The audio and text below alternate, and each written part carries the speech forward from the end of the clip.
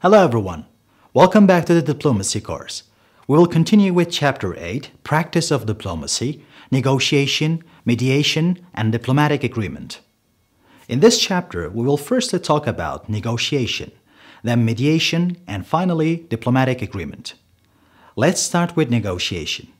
Negotiation as a diplomatic tool lies in the center of the overall diplomatic practices. In fact, two words, diplomacy and negotiation, are often used interchangeably. Yet, overall conduct of diplomacy cannot be reduced to negotiations. Negotiating with another party is rather a specific sector of diplomatic practices. Diplomacy, on the other hand, encompasses a broader variety of practices varying from routine correspondence between parties to negotiations and agreements. Therefore, diplomatic negotiations take place within a more specific context, focuses on one or a set of problems and issues between the parties. Negotiating with another party or multiple parties is one of the major diplomatic practices. Yet, the ultimate goal that is aimed to be achieved through negotiations may vary from case to case, from actor to actor, and from time to time. Firstly, actors may use negotiations as a minor tactic within a greater strategy. In such instances, negotiations may be seen as a tool to gain some time by the actors. In such cases, actors are not convinced that negotiating with the counterparty would bring in the desired results that are acceptable. Secondly, parties may determine a set of goals to achieve through negotiations and to be satisfied if they can end up at any point within this range in the end of the negotiations. This is called Winset. This concept defines diplomatic negotiations as a two-level game. The first level is the domestic level.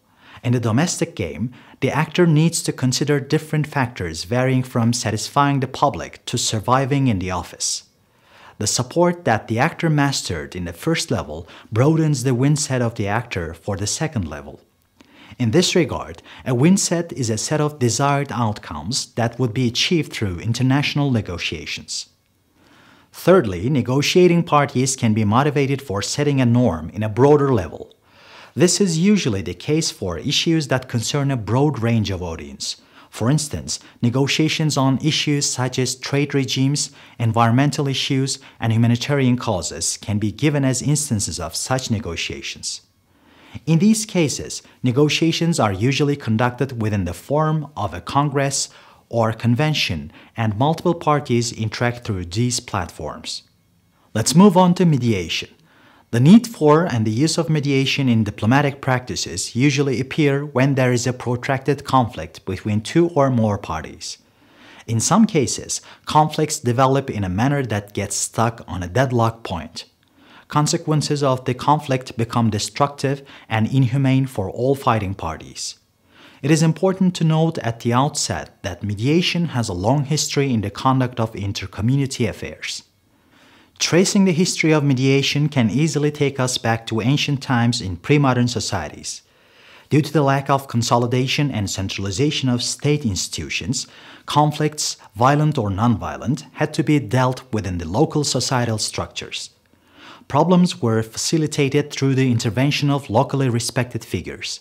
Yet, modern mediation that appeared as an established practice of diplomacy developed in accordance with the necessities of the contemporary world politics.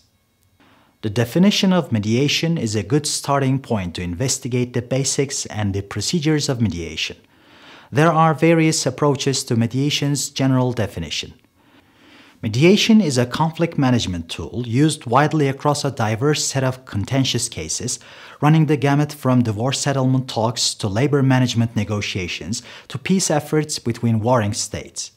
All definitions of mediation emphasize that mediation processes are initiated by a neutral third party. Also, mediators' main objective is to facilitate the dialogue between the parties of the negotiation. In other words, foremost function of the mediator is to facilitate the contact. Along with these, providing a new perspective to the parties if the talks get stuck is also a key task for a mediator.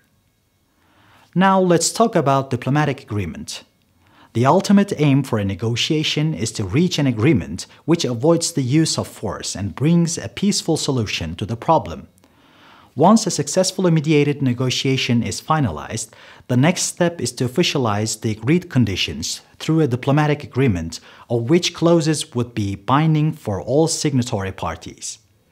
A diplomatic agreement or protocol, in this context, is a binding legal text produced through negotiations between disputing parties to institutionalize the conditions agreed. It would be flawed to limit diplomatic agreements to settlements of the violent conflict. Diplomatic agreements may focus on a wide array of issues ranging from peacemaking to visa regimes, from trade to usage of bordering rivers. We may examine several types of diplomatic agreements.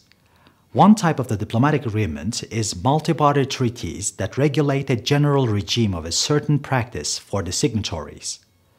Another type of diplomatic agreement is the type that regulates the conditions for settlement of a non-violent dispute between or among states. Such diplomatic agreements emerge after the negotiation of two states or a group of states which are the parties of the dispute. It should also be noted that signing of such a diplomatic agreement does not always guarantee the full compliance of the parties. In quite a few cases, disputes that are contained through diplomatic agreements recur since one party or multiple parties violate the clauses of the agreement. Finally, diplomatic agreements signed after violent conflicts should be noted. World politics have witnessed a growing number of domestic and regional violent conflicts, especially after 1960s, which is a term decolonization in Africa and elsewhere gained momentum.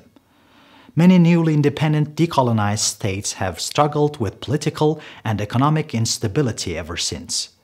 It is possible to suggest that this type of diplomatic agreements is much more difficult to agree on compared to any other type of diplomatic agreement. So, this is the end of our program for Chapter 8 of the Diplomacy course. Thank you for watching. Goodbye.